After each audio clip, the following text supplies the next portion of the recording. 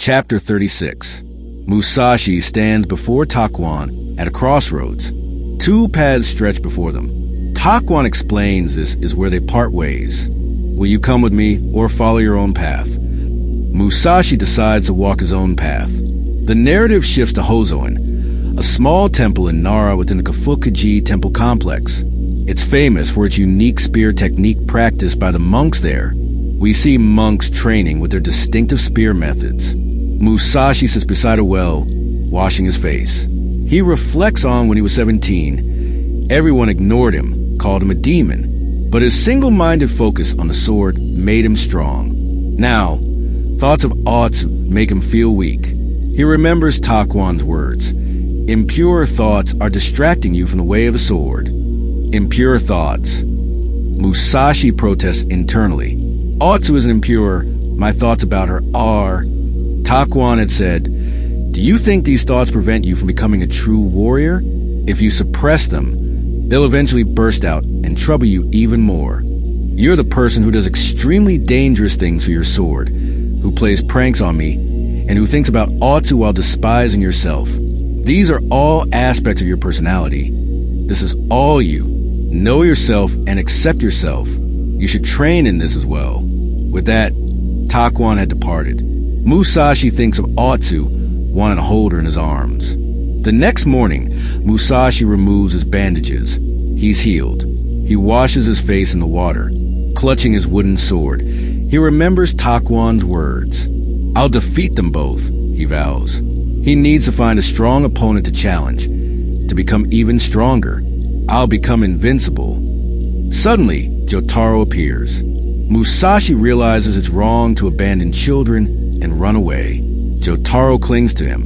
Musashi asks if he's lost. Can he return to his parents? Jotaro reveals his parents are dead. Musashi suggests returning to the shop owner, but Jotaro begins crying. The owner only wanted him to become Musashi's disciple to get rid of him. He worked desperately for that shopkeeper, but to the owner, Jotaro was just a headache. He has nowhere else to go. I want to become strong, so strong I won't need anyone. I'll become stronger and stronger. That's why he wants to be Musashi's disciple. He mentions a girl he loves. Neither of them has a home to return to, but now he understands. She's the one he wants to live for. Musashi places his hand on Jotaro's head. Let's become strong together. We're going to Hozoin Temple, where I'll defeat their famous spear technique. Chapter 37. Musashi and Jotaro wander lost in the Kafukaji area. Nearby, an old monk works in his fields. Jotaro starts to approach him to ask for directions. Suddenly, Musashi notices something. If Jotaro approaches that old monk, the monk will attack him with his hoe. And if Musashi tries to save Jotaro, the hoe will hit Musashi instead. Musashi stops Jotaro. Why did you stop me?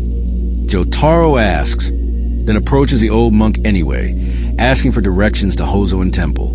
Musashi wonders. What was I thinking? Was that old monk really going to attack? I could see the killing intent in his eyes. Was it just my imagination, or was he really about to strike? He remembers the old monk's words.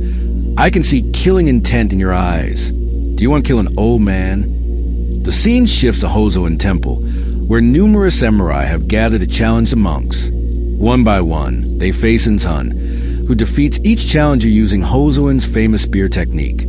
After defeating each samurai, Inzun declares, "You have been honored with the opportunity to lose in combat to Hozoin Temple."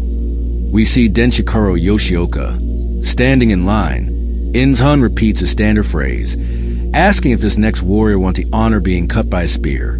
Denshikaro responds that he comes from Kyoto. Denshikaro tells Inzun he couldn't help but test his rehearsed lines.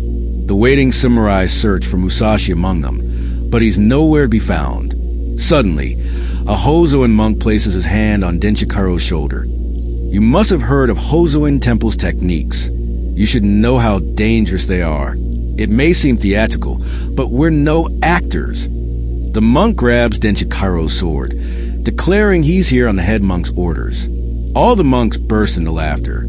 One monk taunts, "You're a good actor, but you should show these acting skills to your short sword too."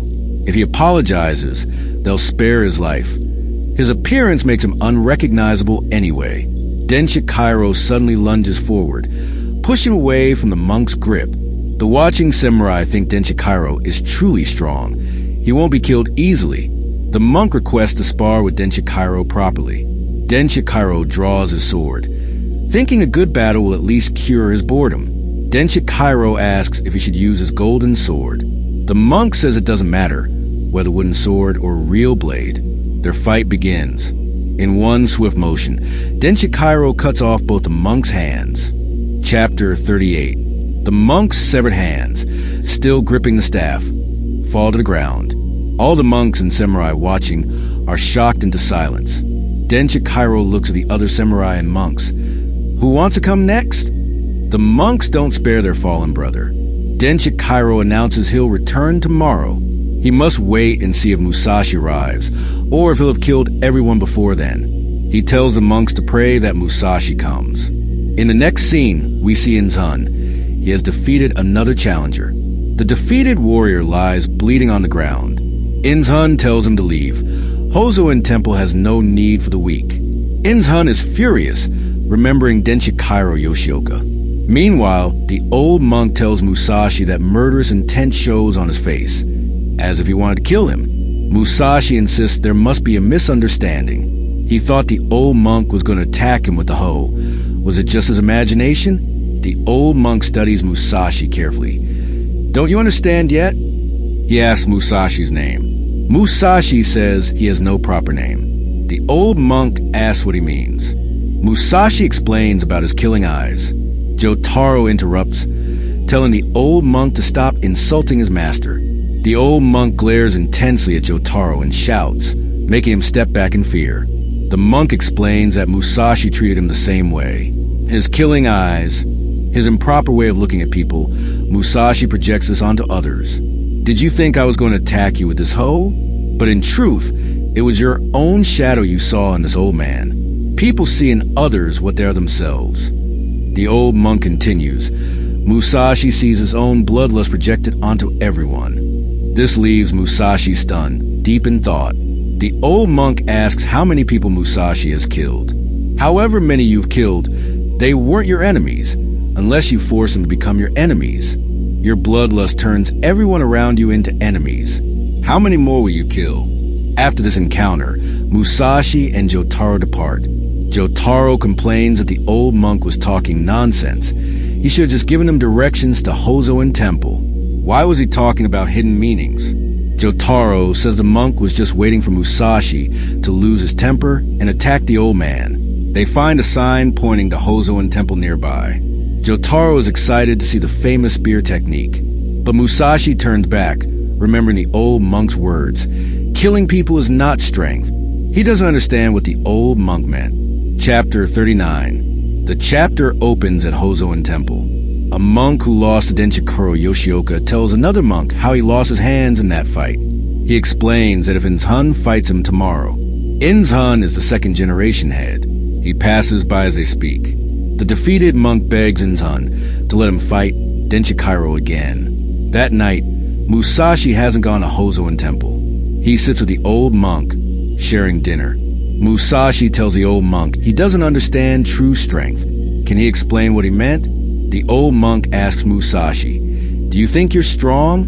Waiting for an answer, the old monk stares at Musashi. Musashi feels those eyes penetrating deep inside him, reading his soul. Musashi admits he doesn't know if he's strong. He simply survived on his own strength so far. Recalling past battles, he says, "I don't know how strong I am, but I feel I'm strong. Yet I also feel many samurai are stronger than me." The old monk explains, "You can only understand true strength when you're truly strong yourself. As long as you live in your small world, you'll never know. If you stay in the shallows, you'll never know how vast the ocean is." He advises Musashi to travel widely, gradually finding his path. By defeating opponents one after another, he'll become truly strong. Now, he just needs to fight strong opponents. The old monk stands and brings sake. Musashi asks what kind of monk drinks alcohol. At Hozoen Temple, monks practice their techniques. Inzun attacks other monks, explaining that his opponent is strong. He's skillful, a ronin from Kyoto. He's told Inzhan he'll keep coming until someone named Miyamoto Musashi arrives. Inzhan attacks again and again, easily dodging all counters. He tells the other monks how one man challenged the entire Yoshioka school alone, fought their second-in-command to a draw, and rumors say that man is Miyamoto Musashi. Inzhan strikes repeatedly. His wooden spear stops at another monk's neck. He tells them that when he was a child, Master Kempo of the Yoshioka school visited with his two sons. After watching them, Inzhan realized strength isn't just a God-given gift. Inzhan declares, a man who fought Sidro to a draw and a master from the Yoshioka school, I'm greatly excited to fight them both. Back to Musashi and the old monk drinking together. Jotaro has fallen asleep. Musashi mimics the old monk. You can only understand true strength when you're truly strong. He pulls the old monk's cheeks, saying anyone can talk such nonsense. What's there to be proud of? The old monk pulls Musashi's cheeks back, saying understanding truth isn't that simple. Let's say such a time really comes in your life when you can understand true strength.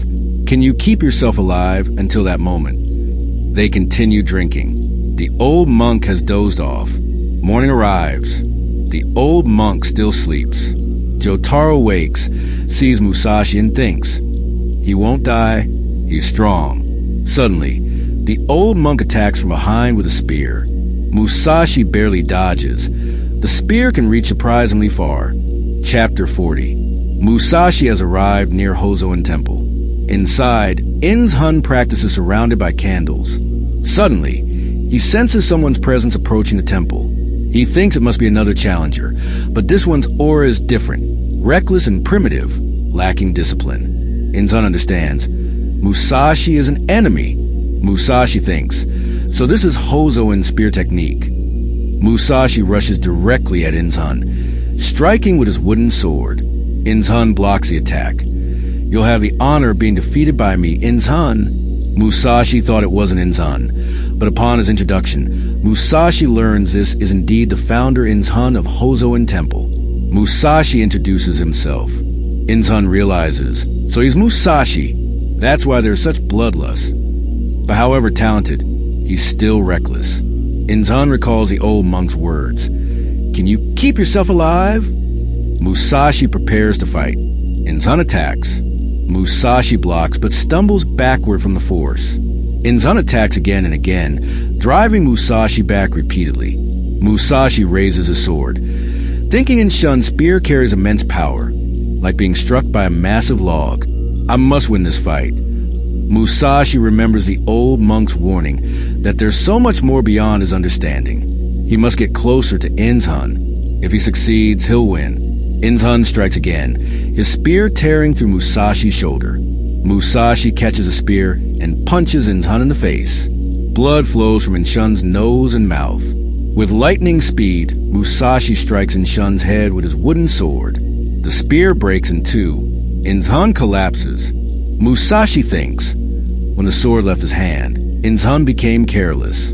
He'll remember this to never make such a mistake. I won. Musashi thinks. Then he hears someone clapping. He looks up to see Denshikaro Yoshioka sitting above, having watched the entire fight. And with this, the volume ends.